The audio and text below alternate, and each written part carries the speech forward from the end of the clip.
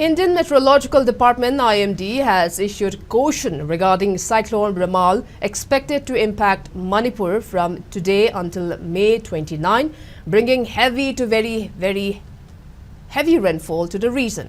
Residents should prepare for thunderstorms in certain areas along with strong winds ranging from 40 to 50 kilometers per hour.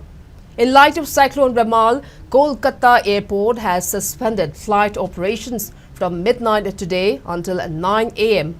on May 27th as a precautionary measure following IMD's warning.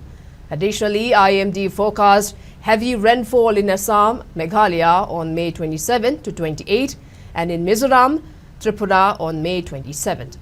A scientist at IMD, Dr. Somnath Datta, warns that Cyclone Rainfall could escalate into a cyclonic storm.